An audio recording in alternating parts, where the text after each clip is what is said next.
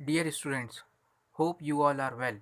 आज के इस वीडियो लेक्चर में हम इंडेक्सिंग के क्लस्टर टाइप इंडेक्सिंग और सेकेंडरी इंडेक्सिंग के बारे में जानकारी प्राप्त करेंगे। यह यूनिट नंबर 5 DBMS सब्जेक्ट का बहुत ही इंटरेस्टिंग और इम्पोर्टेंट टॉपिक है। तो आइए स्टार्ट करते हैं क्लस्टरिंग इंडेक्स को। क्लस्टरिंग इंडेक्स यह इंडेक्सिंग का एक इम्पॉर्टेंट टाइप है जो कि डील करता है नॉन प्राइमरी की को। जैसा कि हम पहले ही समझ चुके हैं कि प्राइमरी इंडेक्स में प्राइमरी की की ज़रूरत पड़ती है इंडेक्स टेबल में बतौर सर्च की के। बट यहाँ पर जब हम क्लस्टरिंग इंडेक्स की बात करते हैं तब यहाँ पर नॉन प्राइमरी की एट्रीब्यूट को डेटाबेस टेबल से, वह डेटाबेस टेबल जो आपने बनाई है, अगर हम एक एग्जांपल के बतौर अगर समझना चाहें तो एक स्टूडेंट टेबल अगर आपने बनाई और स्टूडेंट टेबल में बहुत सारे एट्रीब्यूट होते हैं, जैसे कि एक एट्रीब्यूट स्टूडेंट का आईडी, दूसरा एट्रीब्यूट स्टूडेंट का नेम, तीसरा एट्रीब्यूट स्टूडेंट का ब्रांच, चौथा एट्रीब्यूट अगर अपन ले लें तो स्टूडेंट की एज। तो अगर हम स्टूडेंट आईडी को छोड़ दें तो बाकी बचे हुए सारे एट्रीब्यूट्स जो हैं वो नॉन प्राइम एट्रीब्यूट होते हैं। इन नॉन प्राइम एट्रीब्यूट में अगर हम किसी एक नॉन प्राइम एट्रीब्यूट को क्लस्टर इंडेक्सिंग में एज आ सर्च की यूज़ करते हैं तो यह आपका क्लस्टर इंडेक्सिंग कहलाता है। तो क्लस्टर इंडेक्सिंग में मेन इम्पॉर्टेंट पॉइंट जो है वह नॉन प्राइम एट्रीब्यूट को एज अ सर्च की लेते हैं। दूसरा जो इम्पॉर्टेंट पॉइंट है क्लस्टर इंडेक्सिंग में, आपका जो मेन डेटाबेस फाइल होता है वह शॉर्टेड होता है according to selected non primary key के।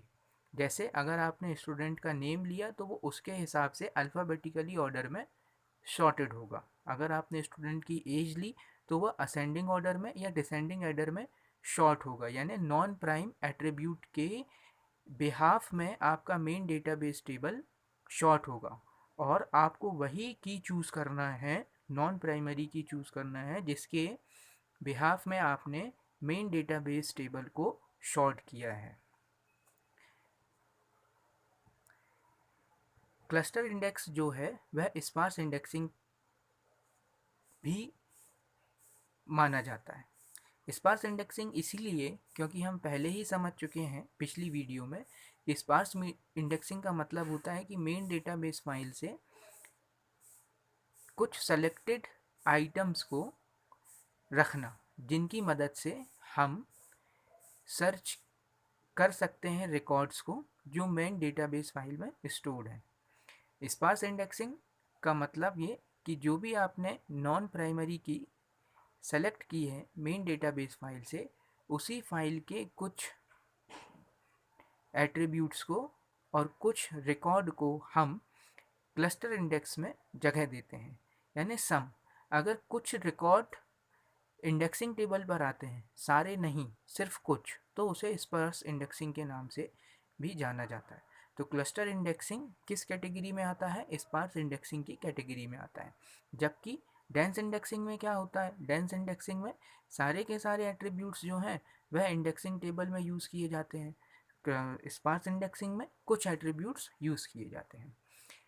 यह एक एग्जाम्पल है जिसमें हमने एक स्टूडेंट टेबल को स्टूडेंट डेटाबेस को क्रिएट किया है। इस स्टूडेंट डेटाबेस में हमने बहुत सारे एट्रीब्यूट्स लिए हैं। जैसे पहला एट्रीब्यूट जो है वो स्टूडेंट आईडी है, दूसरा एट्रीब्यूट हमने लिया स्टूडेंट नेम, तीसरा एट्रीब्यूट लिया स्टूडेंट ब्रांच और अगला एट्रीब्यूट जो है वो है स्टूडेंट का एज। और इस तरीके से हमने एक पूरा student database MySQL create table की मदद से बनाया और इस स्टूडेंट डेटाबेस में ये सारे के सारे रिकॉर्ड्स हमने एट्रीब्यूट्स के बिहाफ में इंटर किए। तो ये हमारा एक स्टूडेंट डेटाबेस है जिसको हमने ब्लॉक में कैटेगराइज करके फिजिकल मेमोरी में ब्लॉक के अंदर कुछ कुछ रिकॉर्ड क्लस्टर करके स्टोर कर दिए हैं। आइए अब देखते हैं कि क्लस्टर इंडेक्सिंग का कॉन्सेप्ट यहाँ पर किस तरीके से काम करेगा।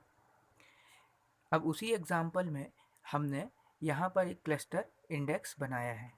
क्लस्टर इंडेक्स, जैसा कि हम अभी जान चुके हैं कि स्पार्स इंडेक्स का एक बहुत बेहतरीन एग्जाम्पल है या बेहतरीन तौर पर रिप्रेजेंट कर सकता है। तो यहाँ पर आप देखिए कि हमारे स्टूडेंट डेटाबेस में हमने जो नॉन प्राइम की एट्रीब्यूट लिया है, जो पॉइंट नंबर 1 था, पॉइंट नंबर 1 हमको क्या बोलता है?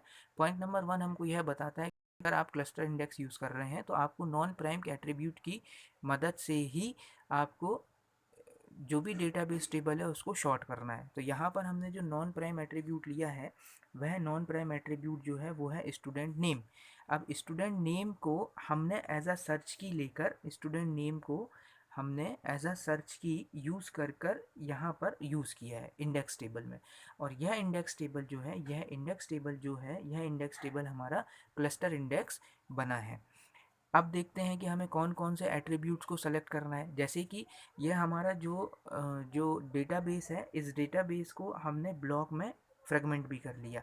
अब यहाँ पर हमारा पहला ब्लॉक है जो कुछ रिकॉर्ड्स को स्टोर करता है, दूसरा ब्लॉक जो है वो कुछ रिकॉर्ड्स को स्टोर करता है, ठीक इसी तरीके से तीसरा ब्लॉक कुछ रिकॉर्ड को स्टोर करता है, चौथा ब्लॉक कुछ रिकॉर्ड को स्टोर करता है और पांचवा रिकॉर्ड भी कुछ रिकॉर्ड्स को स्टोर करता है। और ये सारे के सारे ब्लॉक्स जो हैं वो फिजिकल मेमोरी में स्टोर्ड हैं। ये हुई एक बात। अब यहाँ पर बात आती है कि हमारे इंडेक्स जो हमने क्लस्टर इंडेक्स लिया है वहाँ पर कौन कौन सी एट्रीब्यूट्स को जगह मिलेगी।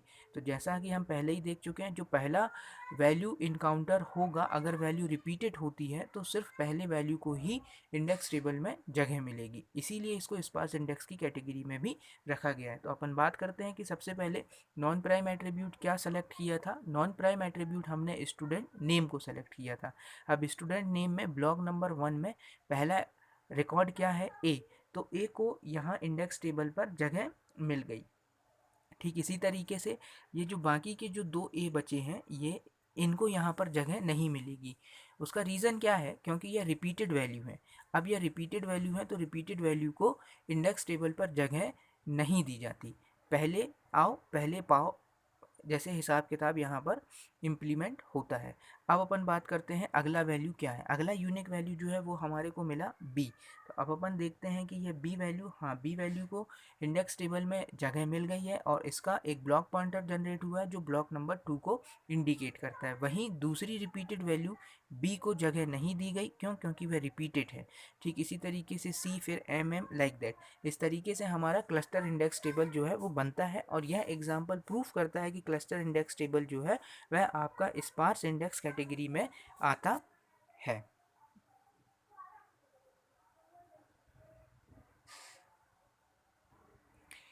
यह एक और एग्जाम्पल है। इस एग्जाम्पल में रिपीटेड वैल्यू का लिंक, जैसे कि अगर हम एक बात करते हैं कि अगर सी एक ब्लॉक में है और जो दूसरा सी है यह रिपीटेड वैल्यू अगर एक वैल्यू जो है वह एक ब्लॉक में है, जैसे यहाँ पर एक ब्लॉक में है और दूसरी वैल्यू जो है वो दूसरे ब्लॉक में है, तब हम एक नया कॉन्सेप्ट यूज़ करते हैं। उस कॉन्सेप्ट का नाम होता है ब्लॉक हैंकर।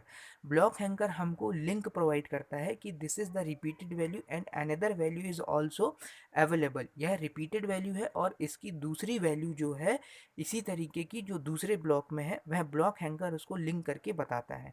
तो यहाँ पर ब्लॉक हैंगर का मतलब क्या होता है? ब्लॉक हैंगर का मतलब होता है वैल्यू को लिंक करना। रिपीटेड वैल्यू को एक ब्लॉक में है और उसका कुछ हिस्सा दूसरे ब्लॉक में भी अवेलेबल है। यह कंडीशन क्यों आती है? यह कंडीशन इसलिए आती है क्योंकि हम क्लस्टर इंडेक्स में शॉर्टेड डेटाबेस को नॉन प्राइम वैल्यू के अकॉर्डिंग शॉर्ट करते हैं। अब जैसे स्टूडेंट नेम, तो एक क्लास में श्याम नाम के बहुत सारे बच्चे हो सकते हैं, दिव्या नाम की बहुत सारी लड़कियां हो सकती हैं, अंकित नाम के बहुत सारे बच्चे हो सकते हैं। तो एक जैसे अंकित का रिकॉर्ड अगर अपन ने मेंटेन किया तो अंकित का रिकॉर्ड ब्लॉक 1 में आ गया और दूसरे अंकित का रिकॉर्ड ब्लॉक 2 में आ गया। तो अब जैसे अगर हमको सर्च करना है अंकित को तो उसका कुछ रिकॉर्ड जो है वह ब्लॉक नंबर 1 में रहेगा, इसी तरीके से कुछ हिस्सा ब्लॉक नंबर 2 में रहेगा। अब ब्लॉक नंबर 2 में जो हिस्सा है, जो भाग है, उस भाग को सर्च करने के लिए हमें एक नया कॉन्सेप्ट क्लस्टर इंडेक्स में देखने मिलता है, उसको ब्लॉक हैंकर के नाम से जानते हैं। तो ब्लॉक हैंकर का मतलब क्या होता है? लिंकिंग करना, बस। इसके बाद बारी आती है आपके सेकेंडरी इंडेक्सिंग की। सेकेंडरी इंडेक्सिंग बहुत इंपॉर्टेंट है। सेकेंडरी इंडेक्सिंग सबसे पहले देखें कि सेकेंडरी इंडेक्सिंग हम कहाँ एप्लीकेबल यूज़ कर सकते हैं। सेकेंडरी इंडेक्सिंग को हम लार्ज डेटाबेस में यूज़ कर सकते हैं। सेकेंडरी इंडेक्सिंग को हम लार्ज डेटाबेस में यूज़ करते हैं, ये मैंने लास्ट पॉइंट में बताया है। दूसरा, सेकेंडरी इंडेक्स हम तभी अप्लाई कर सकते हैं जब आपका डेटाबेस क्या हो? अनसॉर्टेड हो। तो आपका डेटाबेस अगर अनसॉर्टेड है तो आप सेकेंडरी इंडेक्स को लगा सकते हैं। एक और इम्पॉर्टेंट चीज़ जो है वो बहुत इम्पॉर्टेंट है कि सेकेंडरी इंडेक्स जो है, secondary index multi level indexing को सपोर्ट करता है। ये इम्पॉर्टेंट पॉइंट है कि secondary indexing multi level indexing को सपोर्ट करता है। अब मल्टी लेवल इंडेक्सिंग का क्या मतलब होता है कि मल्टी लेवल इंडेक्सिंग में इंडेक्स टेबल जो है वो एक से ज़्यादा बनती है। मल्टी लेवल इंडेक्सिंग में एक छोटा सा कॉन्सेप्ट है, मल्टी लेवल इंडेक्सिंग में हम एक से ज़्यादा इंडेक्स टेबल को यूज़ करते हैं।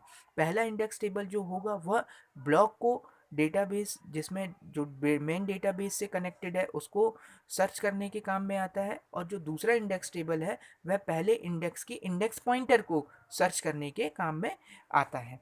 तो यह आपका हुआ सेकेंडरी इंडेक्स। सेकेंडरी इंडेक्स में अगला पॉइंट जो है वो ये कहता है कि इंडेक्स टेबल जो आप बनाएंगे, सेकेंडरी इंडेक्सिंग अगर आप यूज़ कर रहे हैं किसी मेन डेटाबेस फाइल में, और अगर आप इंडेक्स टेबल बना रहे हैं तो वहाँ पर आपको प्राइमरी एट्रीब्यूट और नॉन प्राइमरी एट्रीब्यूट दोनों में से किसी एक को भी आप एज अ सर्च की इंडेक्स टेबल में यूज़ कर सकते हैं। ऐसा क्यों? ऐसा इसीलिए क्योंकि हमारा जो डेटाबेस टेबल है वो अनसॉर्टेड है। अब अनसॉर्टेड डेटाबेस टेबल में अगर आप प्राइम एट्रीब्यूट यूज़ करें या नॉन प्राइम एट्रीब्यूट यूज़ करें तो उससे कोई ज़्यादा फ़र्क पड़ने वाला नहीं है। क्यों? क्योंकि हमारा डेटा जो है वो पहले से ही अनसॉर्टेड है। ठीक इसी तरीके से हम प्राइम एट्रीब्यूट भी यूज़ कर सकते हैं और नॉन प्राइम एट्रीब्यूट भी यूज़ कर सकते हैं। एक और इम्पॉर्टेंट पॉइंट जो आपको याद रखना है कि सेकेंडरी इंडेक्स जो है वह डेंस इंडेक्सिंग का बहुत इम्पॉर्टेंट कैटेगरी का एक एग्जाम्पल होता है। यानी सेकेंडरी इंडेक्सिंग में आने वाले डेटाबेस डेंस इंडेक्सिंग की कैटेगरी में आते हैं। ऐसा क्यों होता है? ऐसा इसीलिए होता है कि जो भी डेटाबेस हम यूज़ करने वाले हैं, जो मेन डेटाबेस है वह हमारा अनसॉर्टेड है, कोई भी चीज़ यूनिक नहीं है, तो उनकी सारी की सारी रिकॉर्ड वैल्यू को हमको इंडेक्स टेबल में जगह देना पड़ेगा। और हम वैसे पहले ही जानते हैं कि अगर सारे के सारे रिकॉर्ड वैल्यू में इंडेक्स टेबल मेन टेबल से इंडेक्स टेबल पर आते हैं, हम सिर्फ सर्च की एट्रीब्यूट की बात कर रहे हैं, तो वह डेंस इंडेक्सिंग की कैटेगरी में आता है। तो यह इंपॉर्टेंट पॉइंट है सेकेंडरी इंडेक्सिंग की। आइए अब हम सारी इंडेक्सिंग जितनी भी अभी तक हमने पढ़ी है उनको एक समरी टेबल पर देख लेते हैं। तो हमने 3 तरीके की इंडेक्सिंग टेबल पढ़ी, जिसमें पहली इंडेक्सिंग के हम प्राइमरी इंडेक्सिंग के नाम से जानते हैं, जो दूसरी इंडेक्सिंग है उसको हम क्लस्टर इंडेक्सिंग के नाम से जानते हैं, और जो तीसरी इंडेक्सिंग है उसको हम सेकेंडरी इंडेक्सिंग के नाम से जाना जाता है।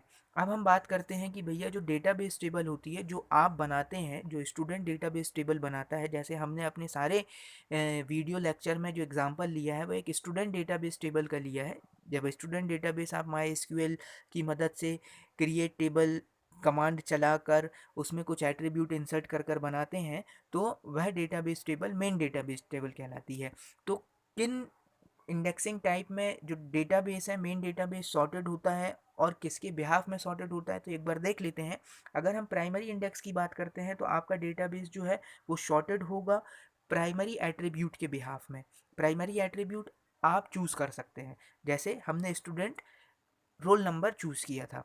ठीक है, तो यहाँ पर प्राइमरी एट्रीब्यूट के बिहाफ में आपका डेटाबेस टेबल शॉर्ट होगा। अगर हम क्लस्टर इंडेक्स की बात करते हैं तो यह भी शॉर्टेड होगा डेटाबेस आपका, लेकिन यहाँ पर इम्पॉर्टेंट जो है वो ये है कि यह नॉन प्राइम की एट्रीब्यूट के बिहाफ में शॉर्ट होगा। अब अपन बात करते हैं सेकेंडरी इंडेक्सिंग की। सेकेंडरी इंडेक्सिंग जो होती है इसमें मेन डेटाबेस पहले से ही अनसॉर्टेड होता है। अब अनसॉर्टेड होता है तो यहाँ पर आप फ्री हैं, प्राइम एट्रीब्यूट यूज़ करें या नॉन प्राइम एट्रीब्यूट यूज़ करें, कोई ज़्यादा फ़र्क पड़ने वाला नहीं है।